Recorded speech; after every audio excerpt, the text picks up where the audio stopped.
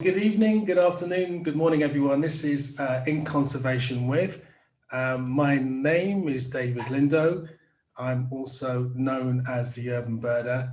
And tonight I have Wendy Clark with us.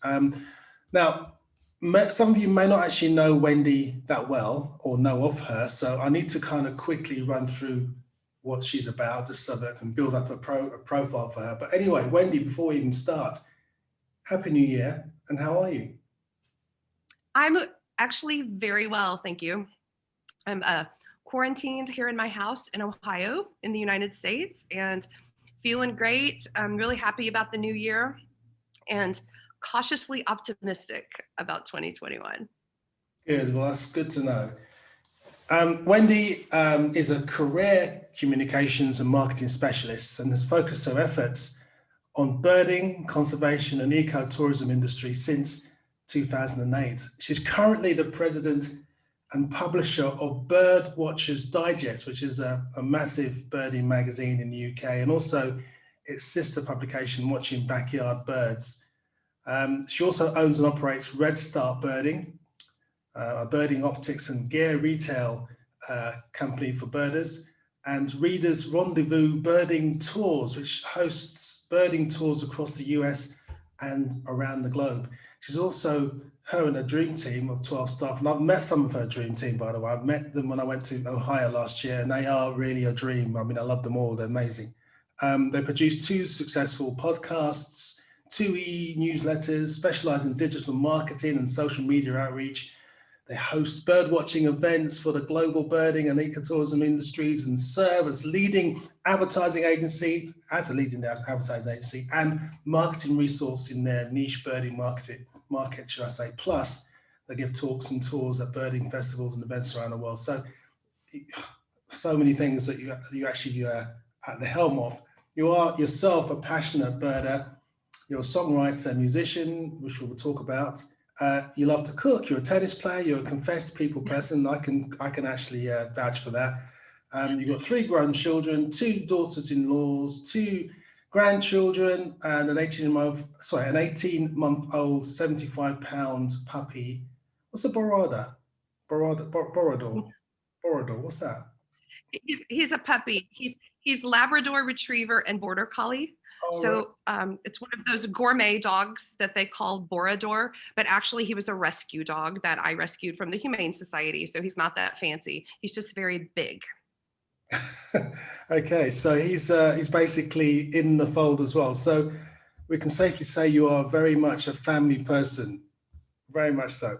Now, before we actually talk about what you're doing now, let's talk about what you did in the past, because you came to the birding world very late in life, I suppose.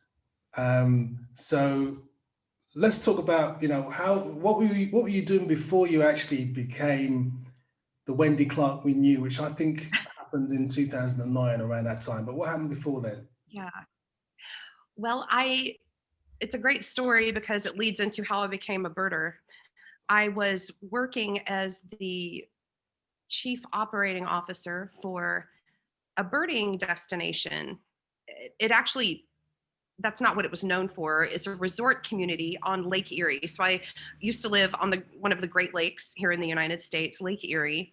And Lake Erie had a Victorian village on the lake. It was about 900 homes built in the 1800s, which is young for you all, I'm sure.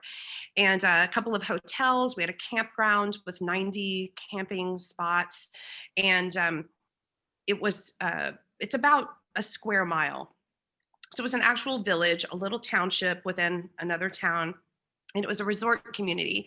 And we had our own security. We had our own guest services. We had our own, municipality, municipal trash service. And so we were actually a little village. And most people spent the whole summer there that had homes. You could rent cottages, that kind of thing. So it was a vacation spot. As it happens, it also sat on a double migration path for New World warblers along the Atlantic Flyway. Now, some of you, if you've ever birded in the United States or are connected with birding in the United States, you've heard of an event called the Biggest Week of American Birding. And this resort that I was the chief operating officer for was about 30 minutes from that location. So little did I know, I was living and raising my children in one of the biggest birding hotspots in the United States, and I was not a birder. I had only lived there about 7 months from a different part of the state and had taken this position. It was a very demanding job. I worked about 80 hours a week and about 9 months out of the year. And we were planning, we did about 600 events a year at this venue. And one of the events that we were planning was a big event called the Midwest Birding Symposium, which was partnering with the Ohio Ornithological Society, which is our state ornithological society here in Ohio, and Birdwatchers Digest, which was located in a different town where I live now, Marietta, Ohio. And early on, when I started this position, I was invited to some planning meetings for the Midwest Birding Symposium. And at that time, this would have been in 2008, I would say. And I was invited by these really great people. It was Bill Thompson and some other staff members of his to go birding in the area where we were. We were up at the Great Lakes where I worked, and they invited me to go birding. And I thought, oh, that sounds fun. And these people are really great. Well, a year goes by, and we planned this really great event. It had about 1,200 people, and speakers and birders, and we had birding guided trips. And while this is a great story, actually, while everyone was in this big auditorium, I got a text message from Bill, who was my colleague, helping me run the event. And he said, "How many people can you fit in your vehicle?" And I thought, well, legally about 6, illegally maybe 10, if we cram in there. And he said, "Meet me behind the auditorium." Well, there was a speaker going on, like the event was actually happening. And he said, "Meet me out back." So at the time, my middle son was playing football and hockey. So I was used to having a bunch of, young guys in my vehicle full of all their equipment. So all of these people pile into my car. And he said, "Do you know how to get to East Harbor State Park?" And of course I said yes. So they all get in my car with all of their stuff. Now, I have never really been around birders much. They've got their vests, and they've got their binoculars, and they've got their scopes, and they've got their backpacks, and they have all of their things, and they all pile in the car. And I drive them to this place where apparently this rare bird is being seen, this very difficult to see bird. And this is in September of 2008. So we get there, and everyone is very quiet, as birders are, and they're all looking up at this tree. Of course, I can't see anything. And everyone gets out of the car quietly, and we tiptoe over, and someone who I now know is a friend of mine who works for Zeiss. His name is Stephen Ingram. I think, David, you probably know Stephen. He invited me to look at this little bird through a spotting scope. And he was telling me the story about this little migrating warbler that had come all the way from, I think, Central America to migrate up to the Arctic, and it was on its way back along the flyway. And it was a Kirtland's warbler. So the very first bird I ever saw through a scope was a Kirtland's warbler. And I heard the story of this little bird, and just in a quick second, the conservation story of this little bird. And at the time, Kirtland's warblers were much fewer in number in 2008 than they are today. Fortunately, that's a success story. There's been a lot of work done to save the Kirtland's warbler. They're breeding. There are many more now, but it's still a great bird. And I was hooked from that moment on. So my job actually led me into birding. So I entered it through the business side, and I've been birding ever since. Well, that's quite a story. That is quite a story. You and I, Wendy, we know each other we've known each other for a few years now. And yeah. What's interesting about you, Wendy, is the fact that whenever I hear people talking about you, and it's always good things, by the way. Whenever I hear people talking about you, they say, "She's my favorite person. She's amazing." And you know what? I actually have to join that chorus, because you're one of my favorite people I know in terms of the birding industry. And part of the reason why that is because you are very welcoming. And I remember when I think I met you first, maybe a few years ago in Extremadura. Maybe, I can't remember, maybe that's the one moment I know that you were right in my life and existing. And, you know, I was quite taken by your kind of openness and friendliness. And the year before last, I went to Ohio, your home state, and I met with you because I was invited over by the Western Cuyahoga Audubon Society. And again, you know, you looked after me. It was fantastic, and I really appreciated that. And plus, you interviewed me for your own podcast, and I must say that of all the interviews I've ever done, I think you actually asked questions that really kind of were searching, you know, really made me talk about stuff I've never spoken about ever. So, you know, thank you for that. You describe yourself as a fighter and a realist optimist, and your life motto is all you need is love. And it's clear that for you, love and family is a very important element of your life. I mean, when you talk about your co-workers at the Birdwatchers Digest, you know, that they are a family. When I met them, they all seemed to be like a part of this family. And I love that ethos. Is that something you've always had in your working life and in your life generally, or is this something that's developed since you kind of got into this world? What a great question. It's something I've always tried to build in every career position I've had. I haven't always had it in every position, but I've always tried to build that. And when I've been in positions of leadership, I've tried to build teams that were empathetic. I feel like there are lots of people who have the skill set to do certain jobs and complete certain tasks, but it's more important to me to know how people are going to interact with each other and to find that exact right fit for the team. I'm very much a collaborative person. I like working with teams. With teams, I'm not a loner. I really love building teams. I love working with teams. I love having teams that I trust and can rely on.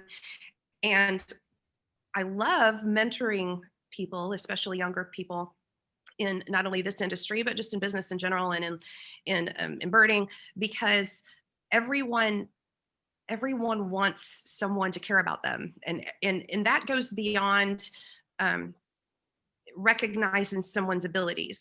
I think we're in a very performance driven world. You know, we base our self-worth on how many likes we have on a tweet or a post, or we're in a very superficial society in many ways, and we base our self-worth on things like that. And I think that I really feel that the most important things are not things that you do on a screen or see on a computer. They are the relationships that you build. And I've always tried to build those relationships first and foremost with my own family and my own children, but in my personal relationships in my life and with in my professional relationships. Now, obviously, you have to keep business separate from your personal life, although I'm probably not the best example of that because mine completely overlaps. But it's important to build teams that work and to build people up and to help see. Sometimes other people can see in us what we can't see in ourselves. And when someone that we respect takes time to tell us that they see a talent or they see an ability and encourage us, we all could, I bet everyone on this call right now can think about someone that they met who influenced them in their younger years when they were impressionable, that believed in them. And it might not have even been a big thing that they believed in, but someone who believed in us. And I think believing in people and sort of seeing past, seeing past the face that we show people and really into people's hearts, it's a skill that you learn. And I love doing it. I love connecting with people myself, and I love connecting people with each other. And my biggest passion in life, is connecting people with each other, with birds, and with nature, and with conservation. So it's all about connection, and that's why my motto is all you need is love. Now, obviously, we live in a world that is not driven by that for the most part. We're kind of driven by money and fame and other things, but I'm probably a little bit of an idealist, and I do believe that in the end, love wins out, whether in this life or the next one. We will never regret having loved and been gracious to other people. Yeah, that's really nice to hear. I'd like to, before we start talking about your life in birding and conservation, you are, amongst other things, a talented musician. I just want to quickly ask you about where that all began. And I want to tell the Zoomers, by the way, that Wendy can sing like a lark, amazing. But she also, one day when she has her Wikipedia written or book written about her, she has to have a little chapter about a group that she formed with, it's called Lindo and the Wenshines. And we did one performance only in the Ohio, in the Rock and Roll Museum. We were at the Rock and Roll Hall of Fame. Rock and Roll Hall of Fame in Cleveland. Yeah. And we did an impromptu version of Ain't No Sunshine. Yeah. You on the keyboards and vocals, and me on the drums. Maybe you can tell I do have a video of that actually somewhere, and that might come back to haunt both of us at some point, but yes. But where did how long have you been interested in music? Where did that start from? Before I was even a year old, my mother took me to the baby doctor, the pediatrician, and she sat me down in front of the doctor and she said, "My daughter can do these things. Is this normal?" And so she brought my little xylophone, that had the mallet and the little notes. And she would say, "Play, row, row, row your boat." And I would play it on the xylophone. And she'd say, "Play A, B, C, D, E." And I'd play that too. And he said, "No, that's not normal at all. You need to get this little girl in some special music classes right away." So I was born, it was a gift. I didn't earn it, but I was born with perfect pitch and playing music by ear. So I just came into the world with those gifts, and have loved music all of my life. So I mean, before I could even reach the piano, we had a piano in my house. They have pictures of me at like 18 months old on my tippy toes, playing songs on the keyboard. And I have just always been involved in music. I took lessons, I studied in school. I sang in Nashville for a time. I went to a music college in Nashville, Tennessee, and sang with a lot of people you might have heard of, and a lot of people I'm sure have never heard of. And one of my highlights, at least when I was doing this for a career, I think I was 19. I did a part of a tour with Steve Winwood in the mid 80s, which was really fun. But that was, I knew very quickly that lifestyle was not going to be sustainable for me.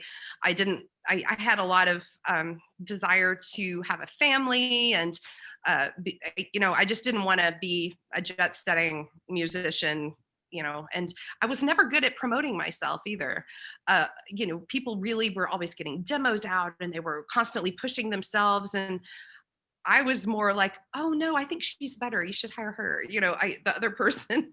So I wasn't super, self-promotional, and but I loved working in Nashville, and then got married fairly young, and got divorced 22 years later. So got back into music at that point, and I still play all the time. I just did a show on December 18th, a very COVID safe show. I did a holiday show with a friend of mine here in town, and of course sang in the band with Bill with the Rain Crows for 10 years, and we wrote many songs. And so I love doing kind of a singer-songwriter thing, but in a way, it's like now it's just something I enjoy, and I do it. It's cathartic for me to write music and play, but certainly have no aspirations to do anything professionally again. It just was something I've always enjoyed. And I love music. I love all music. And even today, I was listening to a podcast with one of my favorite singer-songwriters and being interviewed. And I thought, oh, as long as I live, I love music. And that actually is why I took to birding so quickly, because I had, I'm still very much someone who birds by ear much better than I bird by sight, which is not how most people learn it. And living where I lived when I started birding, I worked really hard to learn all of the Warbler songs and all of my local bird songs. And I picked it up really fast, which I think is because, I love music, and I'm listening to music, and a lot of musicians are also birders, I found. But yeah, so music is just in my DNA, but I don't do it professionally anymore. Okay, who is your favorite singer-songwriter? Well, I knew you were going to ask me that. This particular person is a young woman that you may not have heard of in Spain and the UK. Her name is Sarah Bareilles, and she is a female, younger than I am. She has written a lot of hit pop songs, but she also has written musicals for Broadway, and she's just an amazing songwriter, and she plays the keyboard like I do. So I think I just really connect with her style. But she's an American named Sarah Bareilles, she's probably about 40 years old, and just super talented. But again, I tend to gravitate towards things that are less mainstream, I think, when it comes to music. Okay. There's been a few people asking to see that one-off performance of Lindo and the Wenshines. And all I will say is that I'll try and tag it on at the end of this interview today, so you can actually see it in its full glory, and it's fantastic. You just have to, we're not going to sing it now, Mr. Moss. No, we're not going to sing it. Sorry. Well, I have to say hello to Stephen. Hi, Stephen. I can't believe that they're on this call. That's great. The thing is, we can't sing it because you sang it all anyway. I just played the drums, so it's going to be a bit weird if. It was our moment. Yeah. In 2008, you met Bill Thompson, who you described basically as your love of your life. And Bill Thompson, for those who don't know, the Zoomers who don't know, was one of the most eminent birders of his time in the US, and he had a massive, I suppose, figure in the UK, in the world as well. I mean, I had the pleasure of spending time with him the year before he died, actually, in India. Stephen Moss was also there as well, but we hung out together, and he was a very kind man who basically shared everything with everyone in terms of getting people engaged. He was a massive effect on you, I suppose. He was a big thing in your life. And before I ask you about him, I just wanted to read something that you wrote about him, which I kind of found really kind of poignant and touching. Unfortunately, Bill died in 2019, in March 2019, of pancreatic cancer, and basically 14 weeks after he was told he had it. And you very publicly spoke about that on Facebook and other mediums about the actual, your relationship and how it's going and stuff like that. But what you write here, as many of you know this story, but I won't go into much detail, it says here, in a nutshell, Bill only lived for 14 short weeks after the diagnosis in December 16, 2018. He died in March 25th, 2019. He said the night before he died, we stayed up all night talking about his afterlife journey, referring to it as the best birding trip ever. He was preparing to embark on the greatest adventure of all, and I would be there to see him off at the station. I would stand on the platform saying goodbye with bittersweet tears, waving to him as he headed to the great unknown. Bill loved to travel, and it was one of the great passions in his life. We shared many remarkable birding tours during our years together, and he showed me the world through his eyes, for which I will forever be grateful. My life with Bill was a thrilling journey in itself. He had an extraordinary, he was an extraordinary, unique person. As physical travel bonded us through his healthy years, spiritual travel united us even more at the end of his earthly life. And I apologize, I'm looking at a very tiny screen here, so I couldn't see all the words, but it was a very touching tribute to the man. Can you briefly just tell us about Bill and how he affected your life? Yeah, like a lightning bolt, pretty much. But he had that effect on most people. Bill was probably the warmest, most generous person that most people have ever met. He was creative and smart and funny and a really good birder. And he was a great communicator and a great musician. And we were friends for many years before we were ever a couple. And so he was my best friend long before we were together, but he was an extraordinary human. He was one of the best known birders in the United States, and spoke and traveled all around the world speaking on about birds and conservation.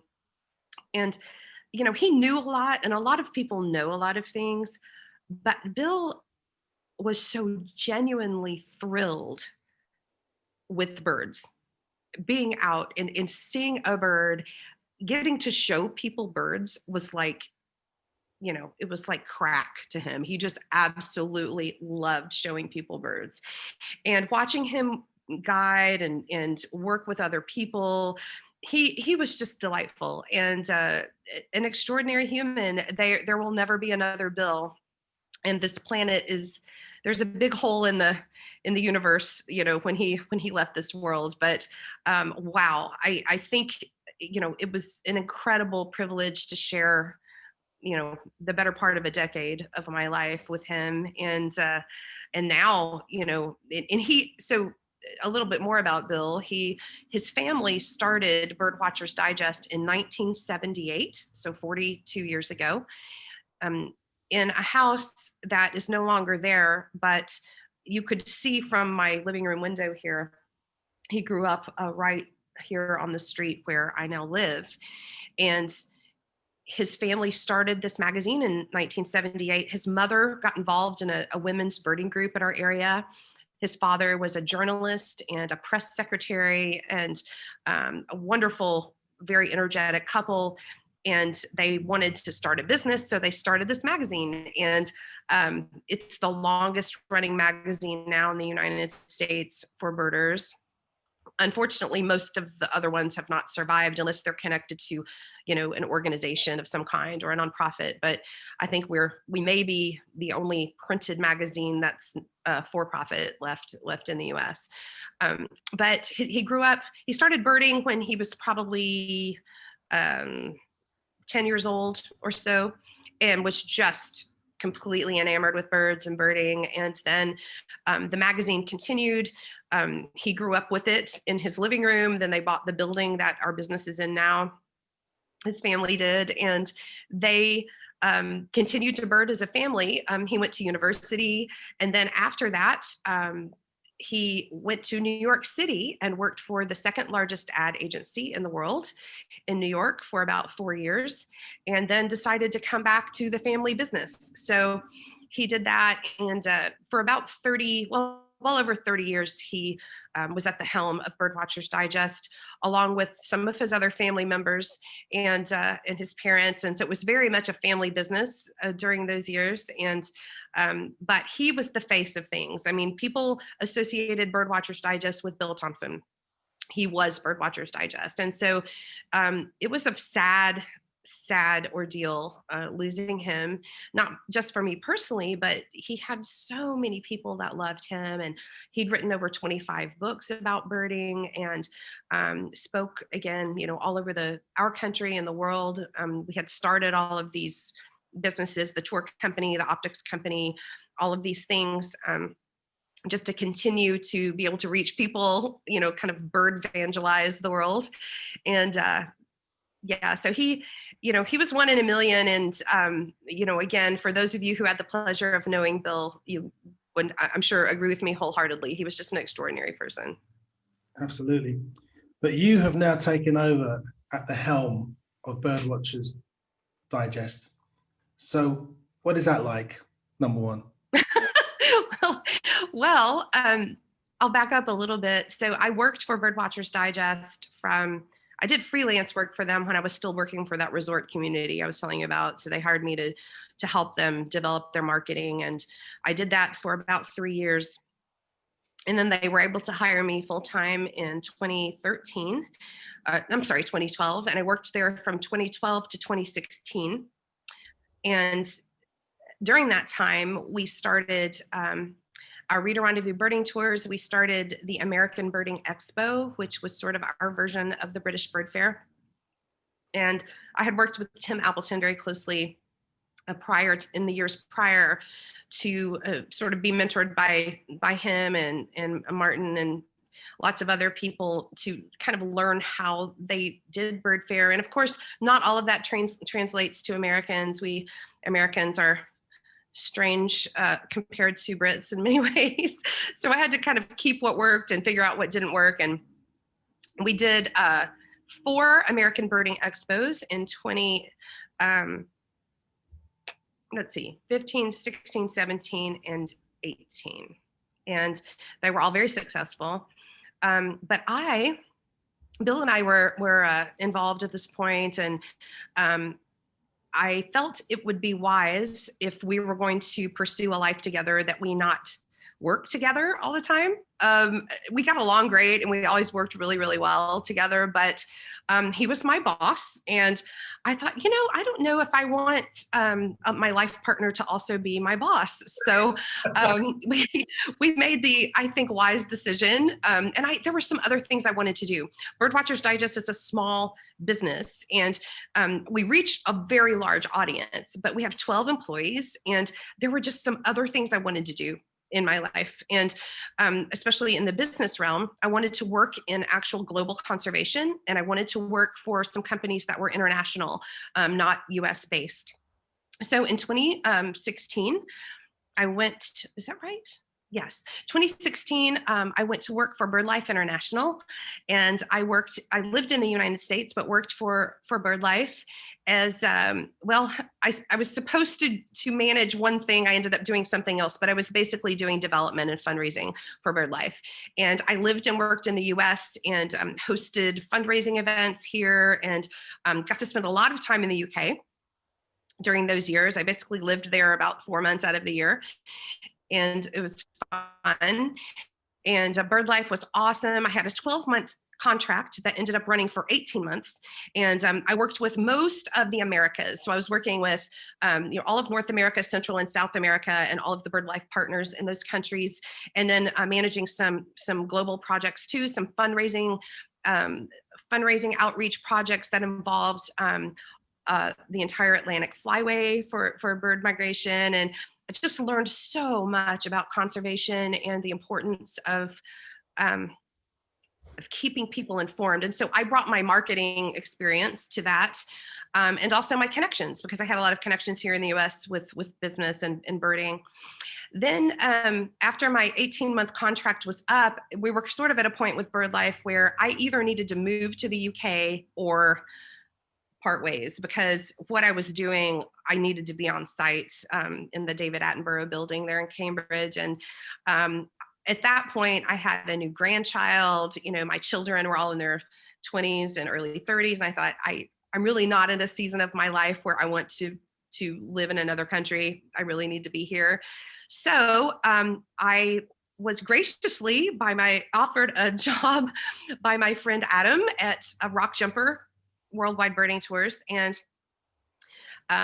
I went to work for Rock Jumper, and I was their global marketing director. And I started that in June of 2018 and loved that job. I worked in the US, but I got to travel to South Africa twice in a 6-month period. In the first 6 months I was there, and I was managing their marketing team located in South Africa. So just a great group of people, a wonderful tour company. I can't say enough good things about them.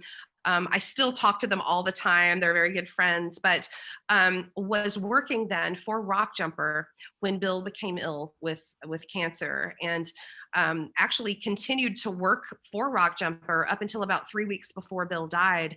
I was still working from home and taking care of him. And then when Bill got sick, this is also kind of a funny story. I can laugh about it now, but he was he and his brother at this point co-owned Birdwatchers Digest, which is actually 4 companies: Birdwatchers Digest, Watching Backyard Birds, Red Start Birding, which is our optics company, kind of like Viking in the UK, and then Reader Rendezvous Birding Tours. So we had these 4 businesses within one. And Bill was dying. We knew it was a matter of, at that point we thought hopefully months, but ended up being weeks. And he sat me down and said, "Wendy, I need to talk to you. I need to make a decision about what we're going to do with the business, because I'm not going to be here." And his brother was part owner of the business, but was not working directly with the business anymore. And he said, the options are, I either need to sell the business to someone else, I need to dissolve it completely after 40 years, or I need to have someone take leadership, when I'm gone. I need to basically hand it to someone, the ownership and all of it.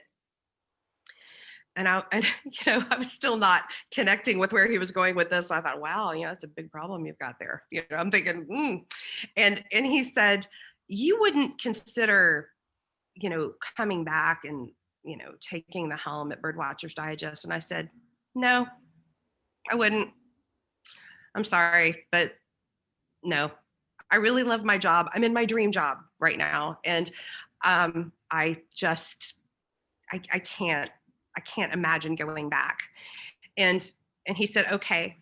And he said, and I have to say, at that point, it was going to be in co-ownership with his other family members. And he said, "Well, if I were able to buy my siblings out of the business, would you consider coming back?" And I said, "Well, probably not, but I think I really spoke too soon. I answered you very from my gut instead of, really thinking it through. I said, let me talk to some of my mentors and, people that advise me on life things." And so I did. And I spent about 48 hours having some heart-to-heart talks with some people who know me very well, that I trust. And I realized that everything I had ever done in my whole life, business-wise, personally, birding, all of it, had really led me to be able to do this. And I came back to him and I said, "Okay, I'll do it." And that was in February of 2019. And he died 3 weeks later.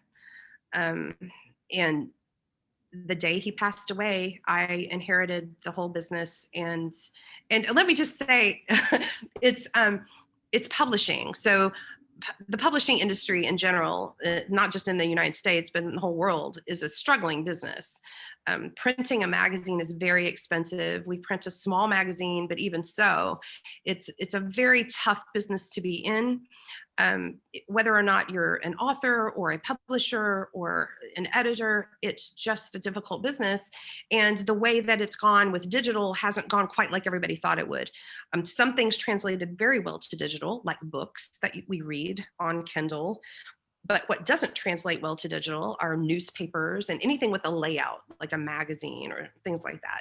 So everybody thought magazines and newspapers would be obsolete by 2020. Well, they're not. In fact, niche publications are growing. We just finished December with our biggest month in 42 years for subscriptions. We gained more subscriptions in the month of December of 2020 than we've ever gained in a single month in our entire existence. And that is the result of more people being interested in birding because of COVID, and they're sort of getting back to basics and getting back into birding. And we've just seen this huge boom in birding interest in the US. So Long answer to a short question. How it's going is it's every day is an adventure. I'm learning a lot. I'm humbled by the whole experience. I feel like uh, most days I feel like a deer in the headlights, like how in the world did I end up doing this? Because Bill was such a persona and he was such a pro birder. I am not a professional birder. I'm not a professional bird guide. But I am a professional business person. So we do have pro birders on our staff and we have people we consult with. So what I've had to figure out in the past 18 months is how do I do this my way? How do I do this in a way that feels honest for me? I don't have to be him, but I have to do this in a way that's authentic for me. And so that's kind of where I am and where I've been figuring things out. And I have to say, we've had a little bit of staff turnover, but not much since Bill passed away. And our team is incredible. We are stronger, and people that have worked here longer than I have say this is the best team we've ever had, hands down. We totally miss Bill, but this is the dream team, and it really is. We have an amazing team, and our publication has never been stronger. People thought we were just going to go under when Bill died. And I see why, because he was the magazine. He was Birdwatcher's Digest. But we hope every single day that we're honoring his legacy and his family's legacy. That's our goal.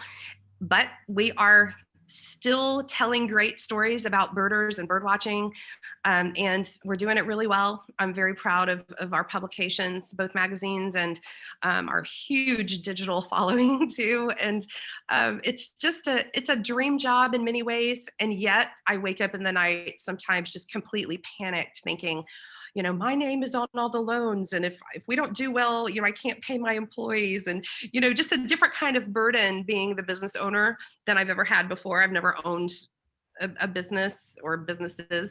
So I'd say 75% joy, 25% panic. That's kind of how it is. Well, I think you are the only female president publisher of a birding magazine I know. I think you must be the only one in the world. What is it like as a woman being in that position? Is there like any kind of sexism that goes on in the US when it comes to that sort of thing in the birding conservation world? How have you found it, it being in terms of relating with other people? Yeah, well, for the most part, I have to say it's true in the United States, and it's also true across the world. I mean, I've traveled to all but one continent at this point, but most birders are just lovely people, regardless of where they live in the world. They are, not everyone, but for the most part, people who work in this business are kind and caring and compassionate and smart and savvy. Where I've seen the challenge is not so much in the publishing side of my job, but in owning the optics company, because I'm definitely the only sole female owner of an optics company that I know of in the world. A lot of husbands and wives own one together, but I think I'm the only sole female owner. And as you know, with optics, what drives these big optics companies, and I know Swarovski is a very big brand in the UK and in Europe, Zeiss, Leica, all of the big brands are based, really most of the revenue is coming from the hunting side of what they do, not from the birding side, although the hunting success provides the ability to succeed in the birding market as well. So because I've had to work at sort of higher levels of both, and I was a marketing consultant for many of these companies long before I ever owned Red Start Birding. So I know them very, very well. But where I tend to occasionally run into some misogyny and a little bit of that is in the optics side. And it's usually not from the birders that I know or the people that I work with in the birding community. It's more from the hunting element. And that's okay. I feel like I would say I'm not a feminist in that I do not believe in my heart that women are better than men. I believe that women in their intelligence and in their ability to care are equal to everyone else. And I believe all human beings should be treated equally. So I think a true, at least in my definition, a true feminist believes women are better. And I don't believe any human being is better than another human being, regardless of their race or their gender or anything, sexuality. So, but I've had to hold my ground quite a bit in some tough meetings and make some tough calls and call some people out on some things. And that's okay. I feel like in a way I'm forging the way for other women in this business. And a lot more women are coming into the optics business now, which has not been, you didn't see many females working in the optics business. It's been a very male dominated field, I think, not because men dominated it, but because women just weren't that interested. But it's a wonderful career to work in any business related to bird watching. And I love mentoring all people, but especially the younger women in my life. And it's a pleasure. But I have to say, I can't really complain, but you're going to have that anywhere. And you know, it being, I'm 50, I turned 53 in December. So I'm not a spring chicken anymore. I've been around the block. I've been working in business for decades of time. And I grew up in Tennessee in the South. And it was not always the most equally fair, gender state as far. So when I entered the workforce, I was being called honey and sweetie and get my coffee. And I've got a master's degree and this guy's asking me to get him coffee. That's where I came up. I grew up in that environment, and you know what? We were all a product of our upbringing and our experience. So I feel that once you get past people's behavior and really get to know them, and once you let them get to know you, those things aren't important and you get past it. And I feel really good about being a female in this industry.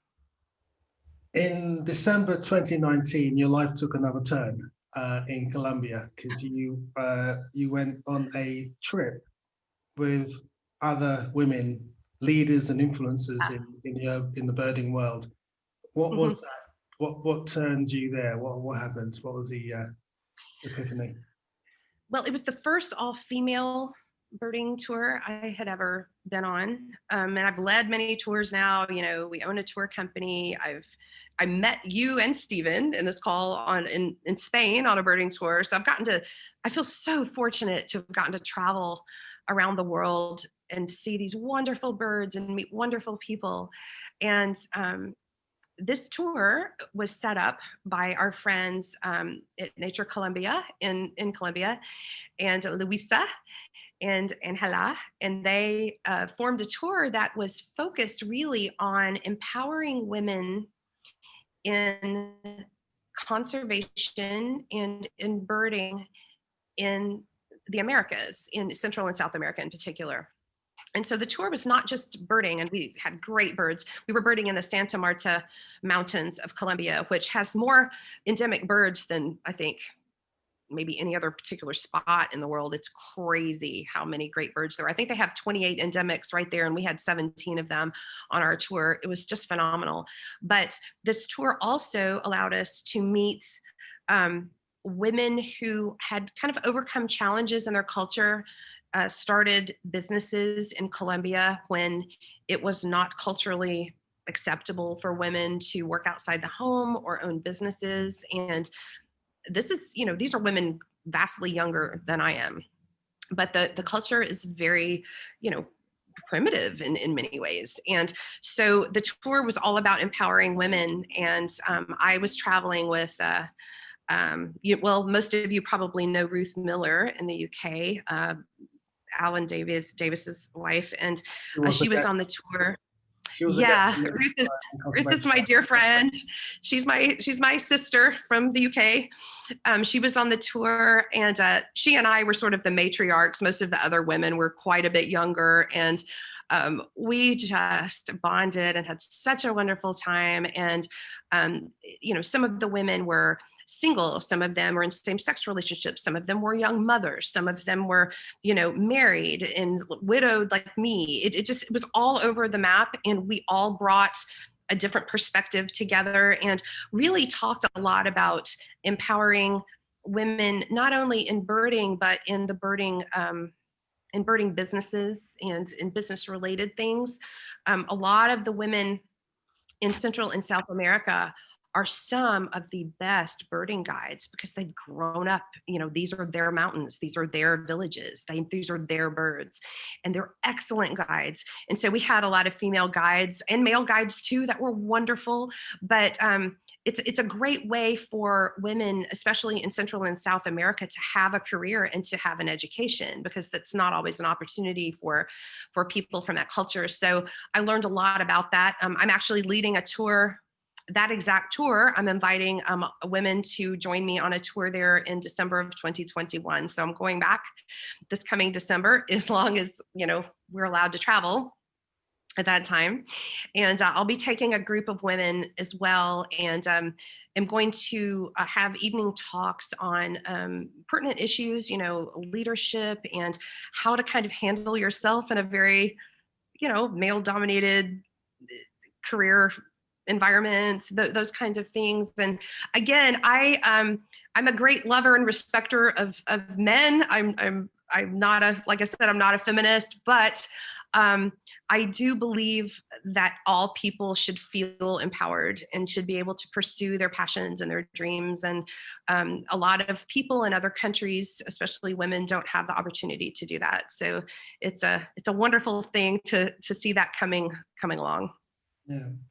I mean, speaking to you, I knew this anyway, but speaking to you tonight, you come across as being a very selfless person. You care very much about other people, which is a great attribute in the human being, as far as I'm concerned. But something that you've written about that not many people know about, and I actually didn't know about it until I read it, was the fact that you've got a genetic disorder that, if triggered, could cause you to possibly have a rare terminal lung disease. Right. Does that frighten you? No. I'm not frightened at all. And I should be probably, but the truth is, because I've now gone through holding the two people I care about most in the world within exactly 1 year of each other, held them in my arms as they took their last breath. My mother died exactly 1 year before Bill. In fact, her funeral, and she was young, she was 69 when she died. She was not an elderly person, but she had this lung disease and was very, very ill long before she should have been. And she was in hospice care as well. And she lived in Nashville, Tennessee, and I was down there with her. And she passed away in 2018 at the end of February. And her funeral was actually on Bill's birthday, which is March 3rd. So he was attending my mom's funeral with me on March 3rd. And a year later, he died on March 25th. And he wasn't even sick then. So all of that happened in a very short time. And I was, they were arguably the two most important, other than my own children and grandchildren, they were the two most important people in my life. And I had the privilege of walking those last weeks with both of them and being with them when they passed. And it changes you. Yes, there's grief, and I've gone through all of that, and it never really ends, but you get better and you heal and you go on, but it makes you less afraid. People think that when you have a crisis or a tragedy, and that's certainly not the worst thing that can happen to a person. Every day I hear stories that are much more tragic than that. Losing a child, just horrible, horrible things that happen to people in the world, especially right now with COVID.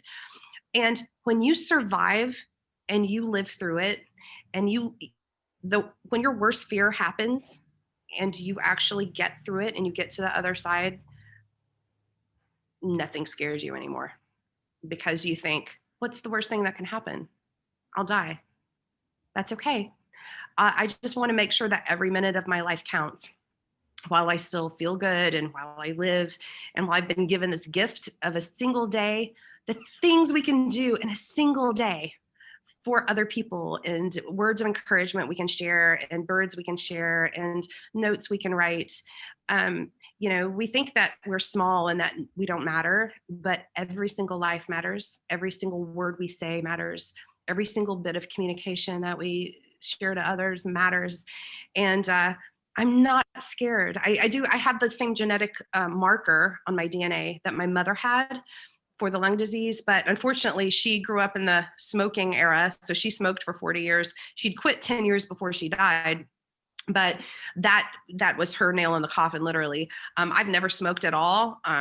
Was kind of turned off by it because my mom had done it. And so I could go my whole life and never actually get this lung disease, but I do have the genetic marker. So I'm one of those at-risk people that will get the vaccine, I think any day now here in the US, hopefully. But I'm more at risk for COVID than most people. So I'm trying to be very smart. I'm trying to be healthy. I'm trying to be sensible, but I'm not stopping. And I'm not going to sit here cowering in fear, waiting for it all to pass. Life is happening now, even during a pandemic. And I want to make the most of it and seize the day, as they say. Good for you, Wendy. Final question, actually. Well, actually, two more questions for you. Firstly is, okay. What is your favorite bird? Scarlet tanager is my favorite bird. I remember where I was when I saw one for the first time. I was actually with Bill, and we were at a birding event in West Virginia, here in the Appalachian Mountains.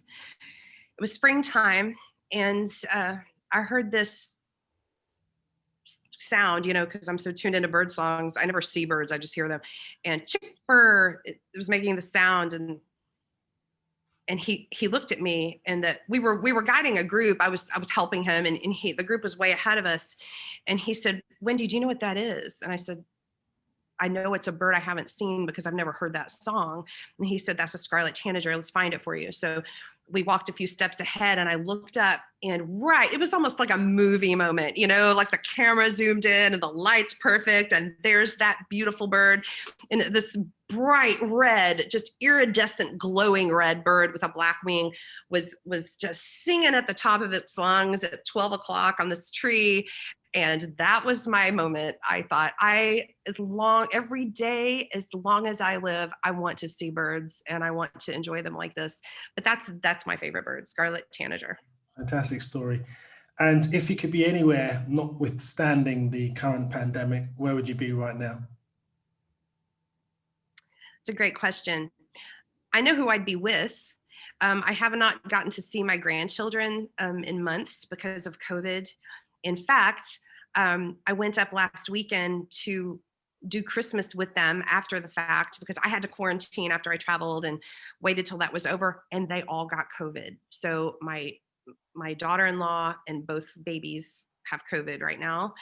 They're doing fine. They're okay. But so and I took their gifts up to them, and, I stood outside the house and watched them open their presents through the window. It was just so sad, but also lovely.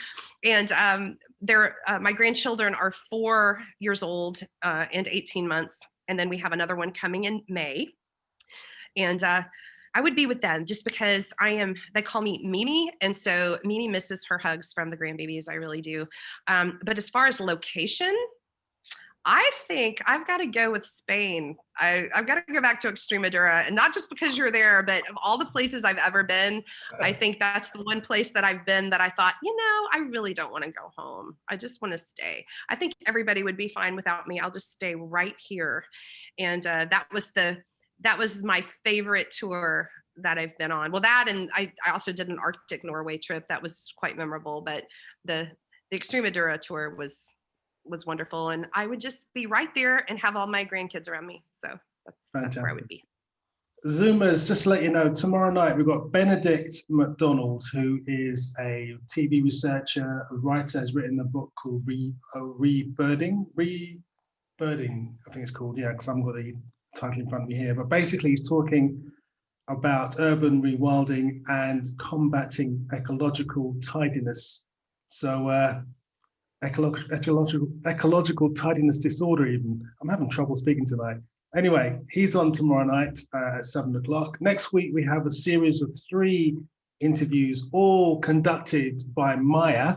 I will be in the background. She'll be talking on Monday to a young conservationist called Indy Kemmel Green, who will be talking about fighting raptor persecution in the UK. And then on Tuesday, she's talking to Amy Hall, who's going to be chatting about the charity known as the Cameron Bespolka even Trust. Talking about that. And Lucy Lapwing is on Wednesday night, and she's a young naturalist who's really kind of zany and very interested in telling everyone about the weird and wonderful wildlife in the UK. And also I want to thank Leica Sport Optics for sponsoring tonight. But Wendy, I love you even more after tonight. Thank you so much for being here and speaking so candidly to all of us. I really appreciated you being here. Thank you. Well, I'm so honored, and I wish I could chat with each and every one of you. And Stephen, it's so lovely to see you across the miles too. And you, David, darling. I know, it's so great to see you. I miss you. And You're David, oh my goodness. You two are like two of my favorite humans, and I get to be on the same screen with you. I'm just so honored. And to all of the rest of you, happy birding, happy 2021, happy New Year. Be safe, be well, go birding. Life is short. Enjoy every minute. Exactly. All I'll add to that is keep looking up.